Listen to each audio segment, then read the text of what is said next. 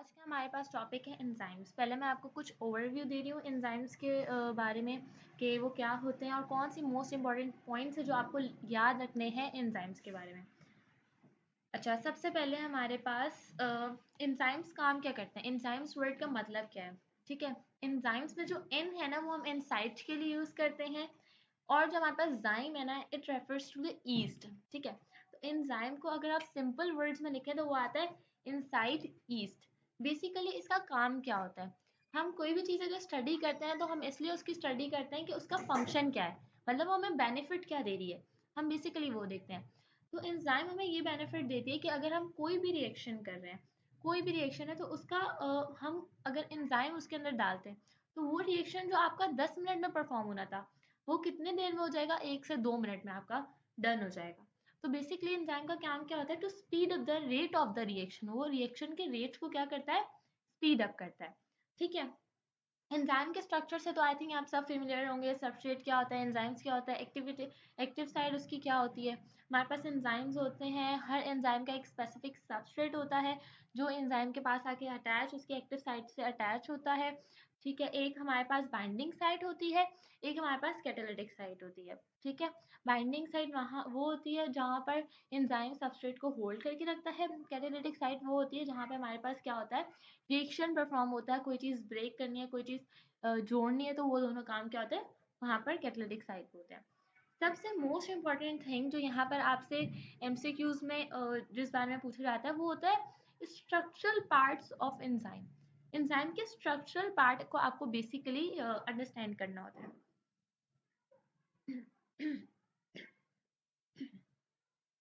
हमारे पास structural parts जो enzyme के दो हैं, टोटल कितने होंगे, दो। एक होता है हमारे पास proteinaceous enzymes and the second one is conjugated enzymes. ठीक है, अगर आप लोगों ने ये पहले से पढ़ा हुआ है तो मैं आपको डायरेक्ट एमसीक्यूज करवा देती हूँ। मैं शॉर्ट ओवरव्यू इसलिए दे रही हूँ कि मैं एमसीक्यूज करूँ तो you must guys know the answer of that MCQ. Okay, उम्मीद है कि आप लोगों को थोड़ा आइडिया तो होगा इस टॉपिक के बारे में because it is easiest one. सही है ना।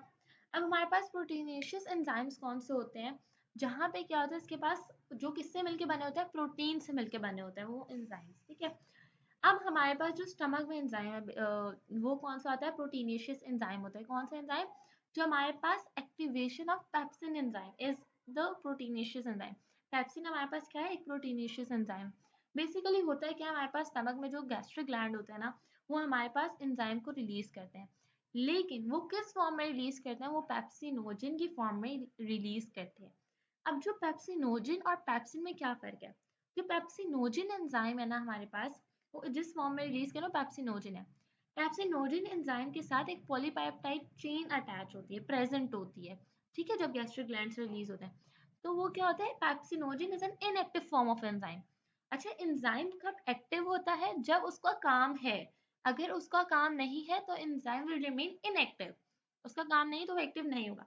तो पेप्सिनोजन क्या होता है, हमारे पास इनएक्टिव फॉर्म होती है, उसके अंदर पॉलीपेप्टाइड चेन मौजूद होती है। ठीक है, उसके एक्टिव साइड पे।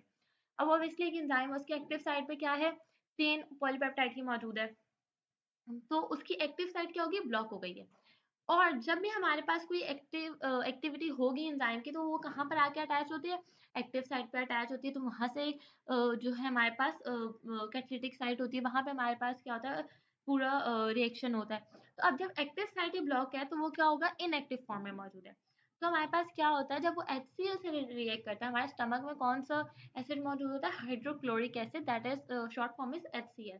तो जब HCl के साथ रिएक्ट होता है ना हमारे पास पेप्सिनोजन का, तो उसमें जो एक एडिशनल पॉलीपेप्टाइड चेन होती है ना उसकी एक्टिव साइड से, जब HCl से रिएक्ट करता है तो वो रिमूव हो जाती है और वो किस फॉर्म में बन जाती है, pepsin. So now the pepsin is the active form and pepsin is the proteinaceous enzymes. ठीक है, इसके बाद सेकंड वन है हमारे पास कॉन्जुगेटेड एंजाइम। कॉन्जुगेटेड एंजाइम हमारे पास वो एंजाइम्स होते हैं जिनके अंदर जो प्रोटीन से भी हाफ मिलके बने होते हैं और हाफ पार्ट उनका नॉन प्रोटीन पार्ट होता है। लाइक उसके दो पार्ट्स हैं, एक प्रोटीन पार्ट है और एक नॉन प्रोटीन पार्ट है। अब जो प्रोटीन पार्ट है हम उसको कहते हैं एपो एंजाइम। ठीक है, और एपो एंजाइम हमारे पास प्रोटीन पार्ट है। अब ऐसा नहीं कि अगर वो प्रोटीन पार्ट है तो भाई वो एक्टिव है।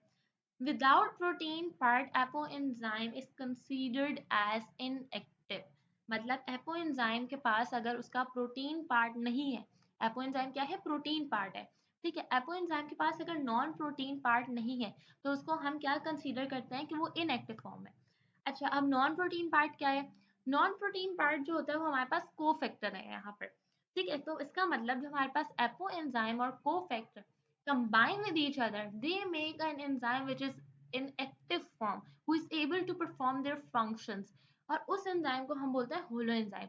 तो हमारे पास apoenzyme that is the non protein part of the enzyme, and cofactor that is the apoenzyme is the protein part of the enzyme and cofactor is the non-protein part of the enzyme.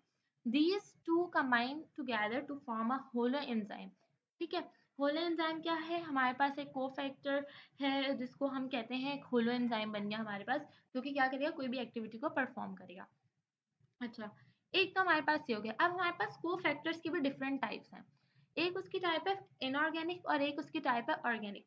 अच्छा, inorganic हमारे पास कौन सा होता है, metallic ions होते हैं। ठीक है, और इनऑर्गेनिक कोफैक्टर्स को हम एक्टिवेटर्स कहते हैं। ठीक है, आज अजान आज भी हो रही है। तो हमारे पास क्या होता है, हमारे पास इनऑर्गेनिक को हम क्या बोलते हैं, एक्टिवेटर्स बोलते हैं, ये मेटालिक आयंस होते हैं। बेटा अजान का गैप लेते हैं हम, 2 मिनट देंगे।